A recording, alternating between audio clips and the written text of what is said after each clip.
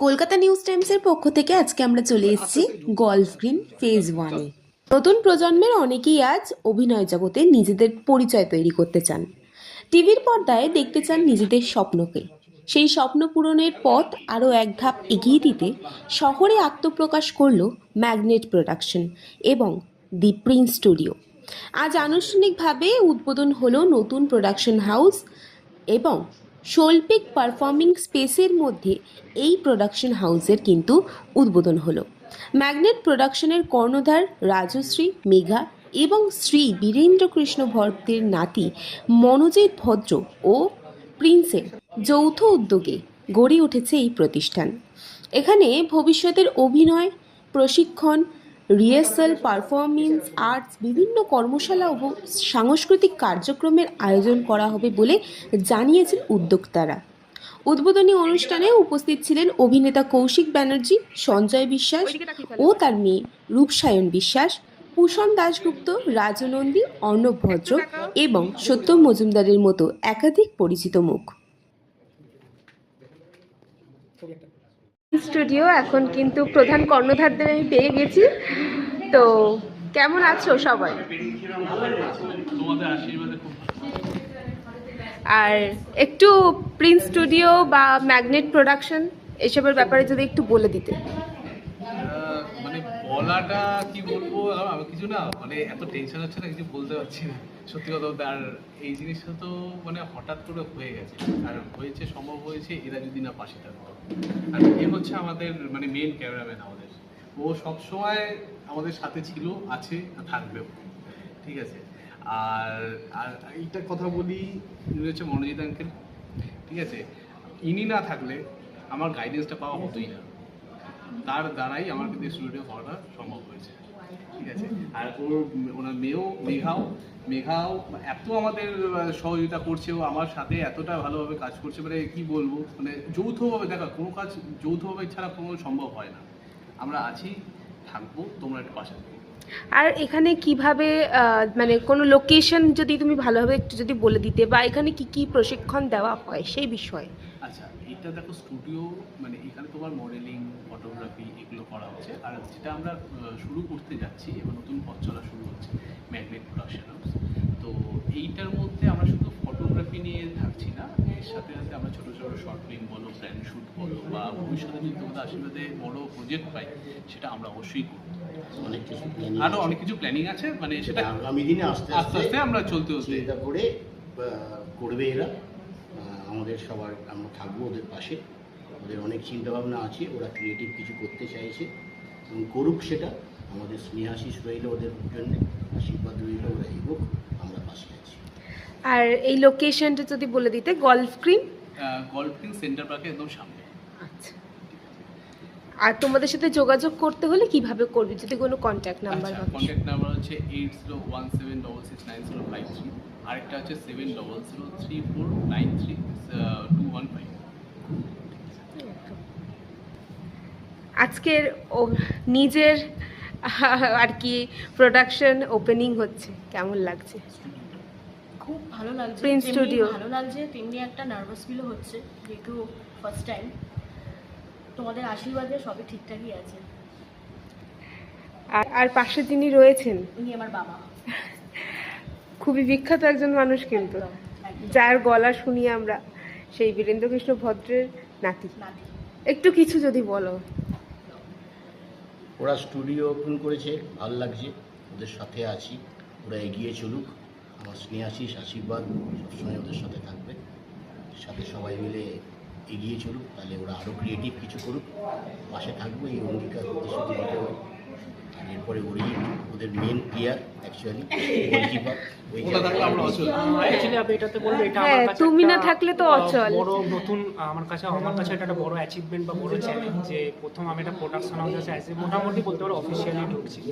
আমাদের নেক্সট একটা শ্যুটও আছে 20th মেতে, যেখানে আমরা একটা ড্রেস লঞ্চ বা ফ্যাশনের শ্যুট করবো।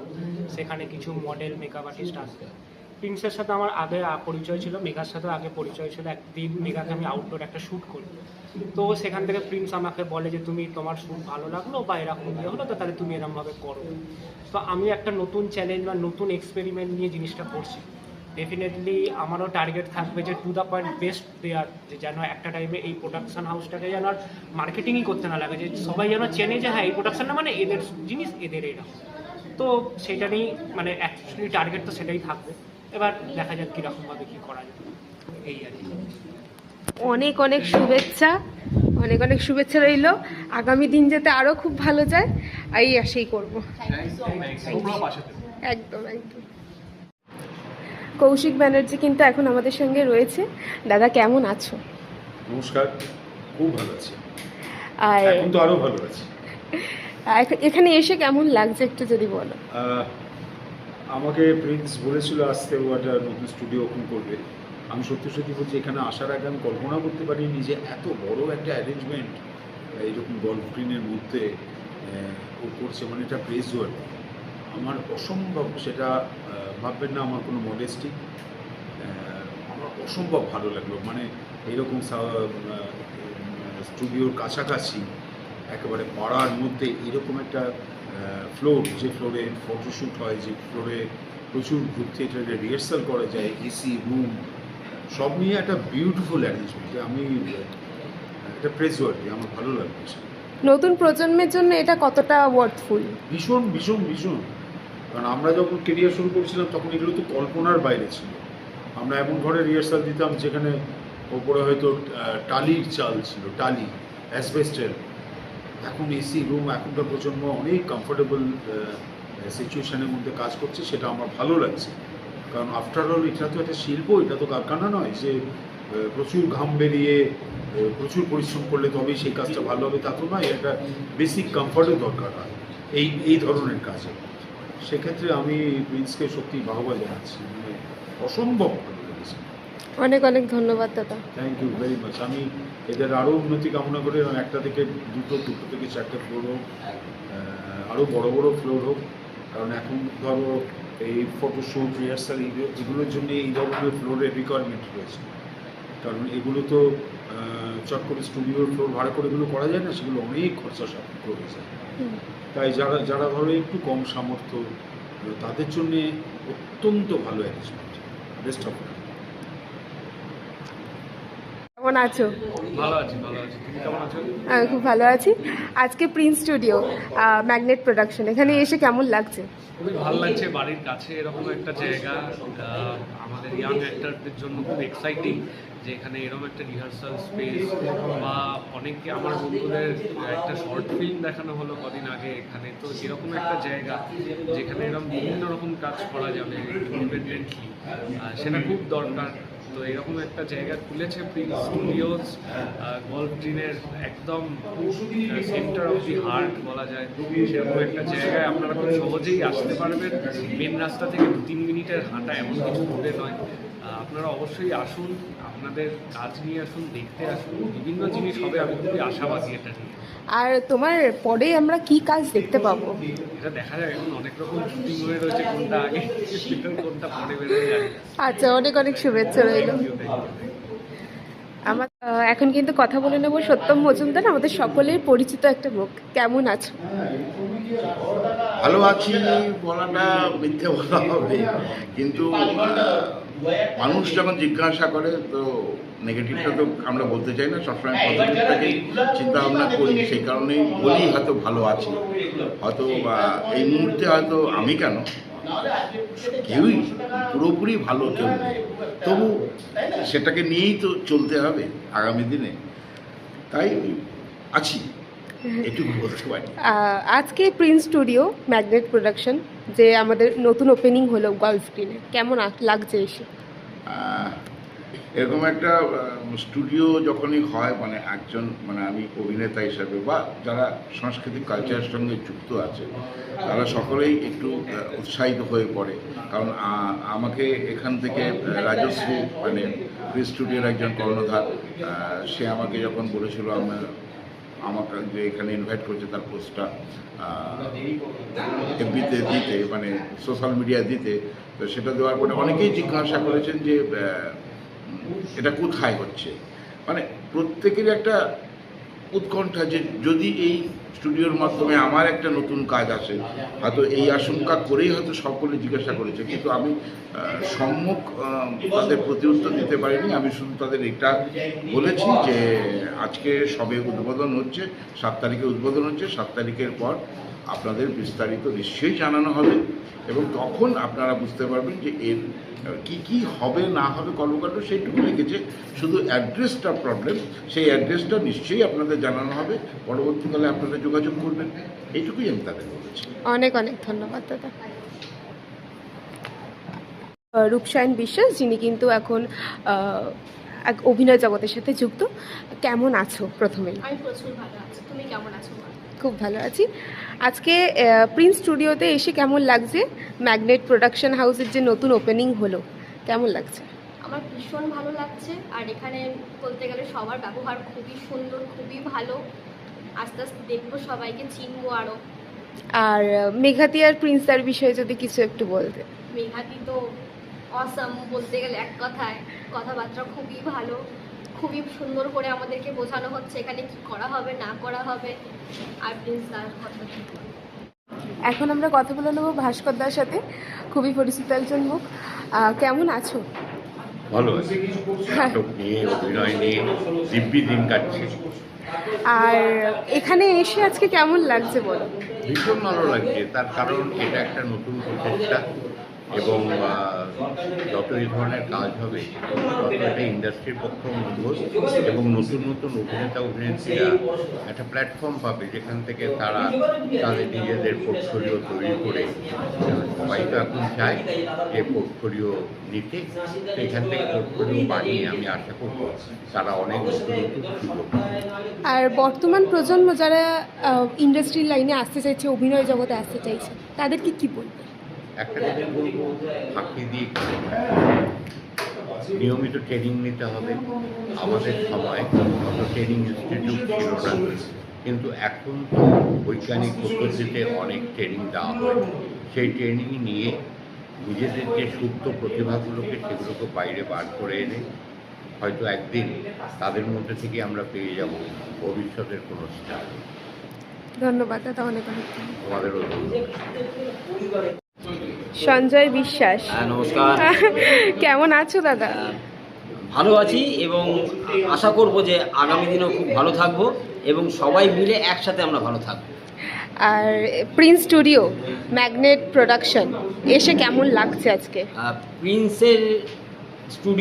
স্টুডিও তো এর যে মানে আসল যে লোক, যে ছেলেটি আমার খুব কাছে, রাজর্ষি, ওর সাথে আমার আগে থেকেই পরিচয়, স্টুডিওতেই পরিচয় হয়েছিল ওর সাথে আমার। তখন ওর যে এরকম একটা চিন্তা ভাবনা আছে যে আগামী প্রজন্মের ছেলেমেয়েদের জন্য, সেটা অভিনয় হোক, মডেলিং হোক, সেটা এডিটিং হোক, সেটা তোমার হচ্ছে ভয়েস রেকর্ডিং হোক, যাই হোক, এরকম একটা চিন্তা ভাবনা ছিল।